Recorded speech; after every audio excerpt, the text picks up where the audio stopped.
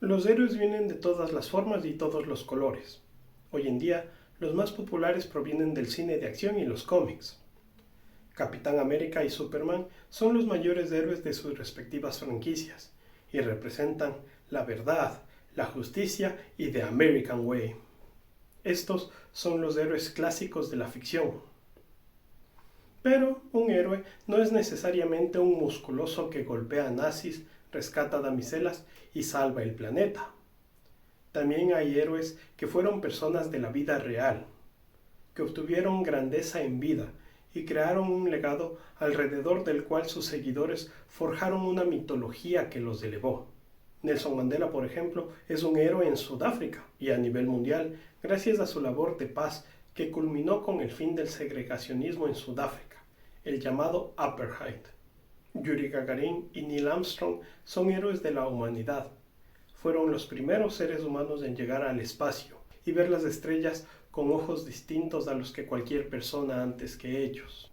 Sin irnos muy lejos, también aquí en Latinoamérica hay héroes recientes. El Papa Francisco, con su mensaje de amor y paz, dejó una huella enorme en los corazones, tanto de católicos como de no creyentes. Muchos vieron en él un arquetipo de lo que los cristianos deberían aspirar a ser.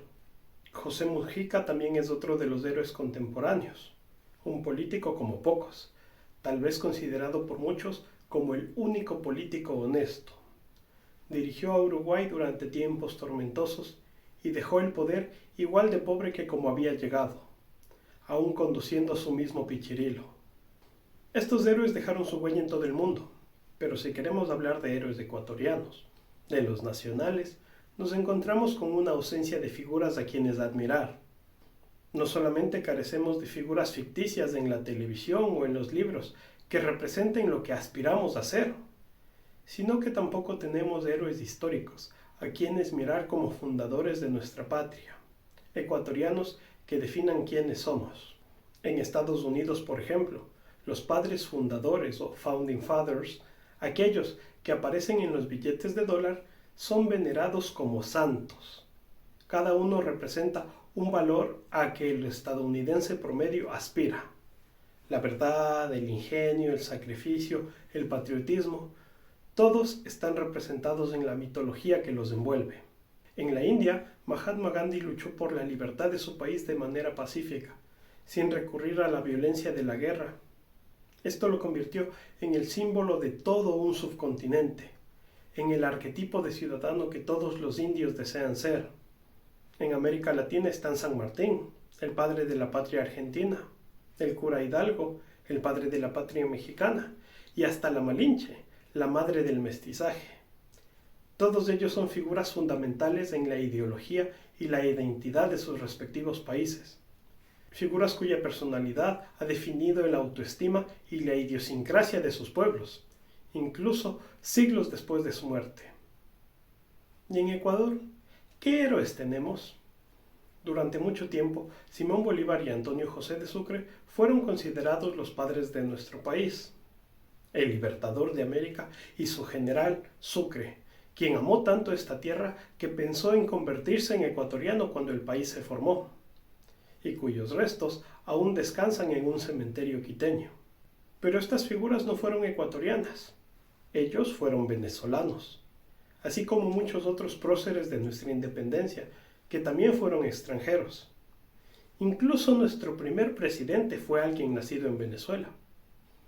Nuestro país, cuyo origen se remonta a un compromiso forzoso entre costeños y serranos, fue incapaz de producir una figura heroica que pudiera unirnos a todos bajo una misma identidad nacional. No ocurrió durante el tiempo revolucionario, en el que declaramos nuestra independencia, y tampoco ha ocurrido en los 200 años de historia que le siguieron. Nuestro país es pobre incluso en leyendas y mitología.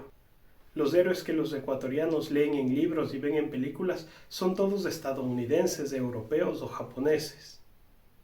No existe un arquetipo de ecuatoriano, una figura con la que podamos identificarnos y que nos inspire. Todas esas figuras son importadas. ¿Cuál es el motivo? Una posible razón es que Ecuador no es un país numeroso y tal vez por eso no ha tenido el impacto cultural que sí han logrado sus vecinos. Nuestros vecinos del sur, por ejemplo, tienen entre sus ciudadanos a premios Nobel, científicos y filósofos y una de las gastronomías más famosas a nivel internacional. Colombia, nuestros vecinos del norte, también han producido premios Nobel, superestrellas del arte y del deporte, y gozan de una huella cultural difícil de superar, con sus amplias contribuciones tanto en la música como en el cine y la televisión. Pero estos dos vecinos son gigantes en comparación con nosotros. Mientras sus ciudades principales tienen 10 millones de habitantes cada una, nuestro país entero apenas tiene 18 millones. Entonces, pensar que podemos competir contra ellos parece un poco irrealista, ¿verdad? Pues no, esa no es una excusa válida. Muchos países más pequeños que el nuestro han logrado dejar una mayor huella en la cultura mundial que la que hemos dejado nosotros como ecuatorianos. Pequeñas islas de la Polinesia o micronaciones de Europa tienen un impacto cultural mayor que el Ecuador, con apenas una fracción de la población. Hay otra razón por la que Ecuador no tiene héroes, porque continuamente reescribimos nuestra mitología nacional según las corrientes políticas del momento, y continuamente destruimos a nuestras figuras heroicas, sentenciándolas al olvido, o peor aún, a la deshonra. Para ilustrar mi punto, tengo dos ejemplos de personajes que un día fueron considerados héroes nacionales, y que hoy han sido cancelados. Hace un siglo Ecuador era una nación aún joven, y el destino de nuestra patria aún estaba por decidirse en la continua pelea entre los poderes económicos de siempre y el poder del pueblo. Por una parte, los banqueros, los terratenientes y los militares querían gobernar al Ecuador de acuerdo con lo que les convenía. Más que políticos, querían ser capataces de una hacienda gigante.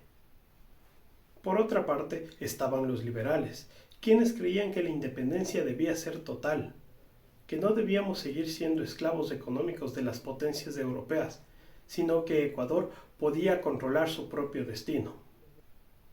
En esta pelea entre liberales y conservadores surgió una figura que definió el rumbo de nuestro país, el general Eloy Alfaro.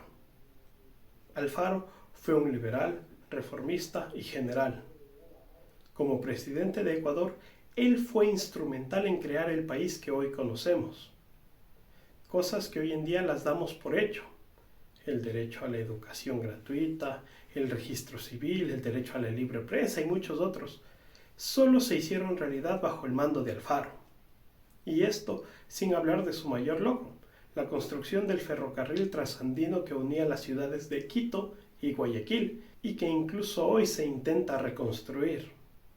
La contribución de Alfaro a nuestro país fue tan significativa que en 2005, cuando el canal Ecuavisa realizó su programa El Mejor Ecuatoriano, miles o millones de personas apoyaron a Alfaro y llamaron al canal para dar su voto por él y elegirlo como el mejor ecuatoriano de la historia. Entre los finalistas del Mejor Ecuatoriano estaban Jefferson Pérez, Juan Montalvo, Matilde Hidalgo de Procel, Pedro Vicente Maldonado, Osvaldo Guayasamín y otros muchos ecuatorianos ilustres. Y nosotros, en ese tiempo, decidimos que Alfaro era el mejor de todos nosotros, el viejo luchador, a quien debíamos aspirar ser. Pero 20 años después, la figura de Alfaro ha sido revisada históricamente. Ya no es del mejor ecuatoriano. Una gran parte del país lo considera ahora otro delincuente más de la historia, otro político corrupto que tuvo su merecido, un forajido más de su tiempo, que inspiró a forajidos 100 años más tarde y que hoy inspira a políticos izquierdistas. Muchos de los ecuatorianos que en ese tiempo votamos por Alfaro, hoy solo sentimos odio hacia él. El discurso político actual reescribe día a día su legado. Sus aciertos son directamente olvidados y en el saber colectivo solo queda una vaga sombra de lo que fue este ecuatoriano. Muchos ni siquiera sabemos por qué, pero lo odiamos. Simplemente lo odiamos porque esa persona que nos cae mal lo ama. Atrás quedaron los discursos que lo halagaban y que lo adoraban. Hoy en día, esas mismas personas hacen discursos que condenan a Alfaro. Pero su caso no es el único. Otro de los finalistas de El Mejor Ecuatoriano también ha visto recientemente su legado al borde de la cancelación.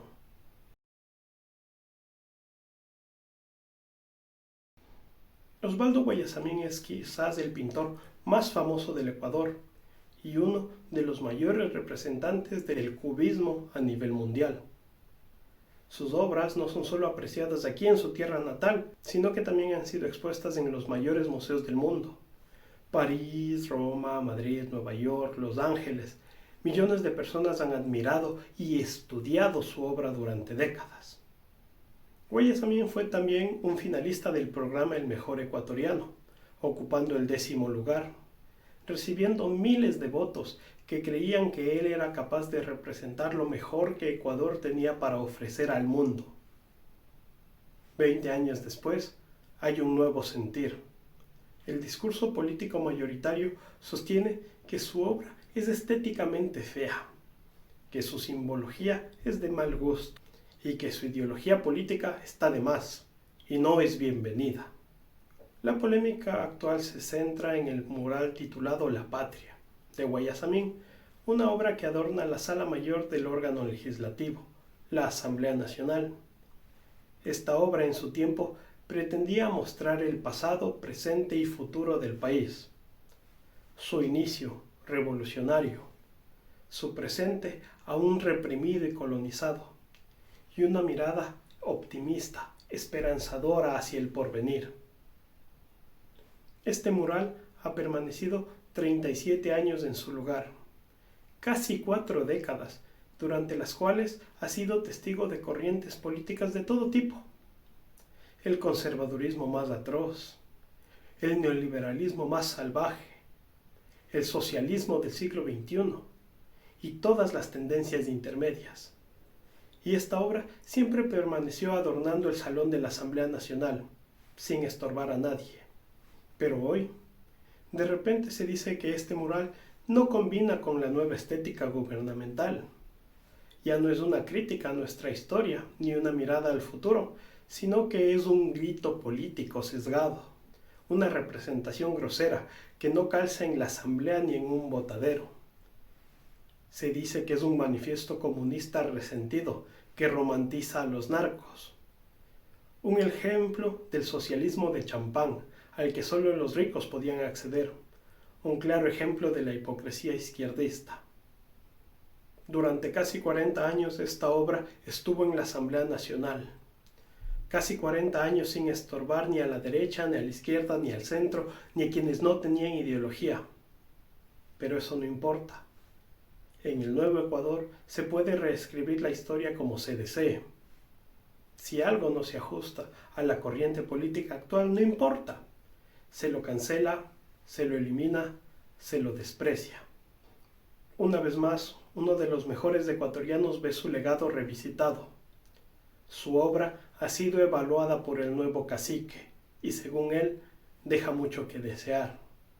Hace 40 años decidimos que su obra era tan importante como para adornar uno de los principales órganos del Estado. Hace 20 años decidimos que él era tan influyente como para declararlo uno de los mejores ecuatorianos. Hoy en día, la nueva corriente política no solo lo deja fuera del top 10 o del top 10.000, hasta del top 10 millones. Guayasamín ha pasado a ser un ciudadano indeseable. El revisionismo histórico no es algo muy relacionado con la democracia. Stalin, por ejemplo, usaba una versión primitiva de Photoshop en 1950 para borrar personas de sus fotografías oficiales y fingir que nunca fueron parte de la revolución. Hitler fue famoso por quemar libros que contenían ciencia y filosofía que no le agradaban personalmente y que no respaldaban su doctrina del arianismo. Con estos libros hechos cenizas y su legado borrado, simplemente pretendía que esas ideas jamás habían existido. Pero Ecuador es un país que dice ser democrático. que asegura haber dejado atrás el autoritarismo del correísmo y haber entrado en una nueva época de democracia.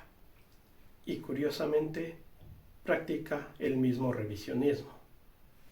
El ecuatoriano no tiene remordimiento por borrar su historia.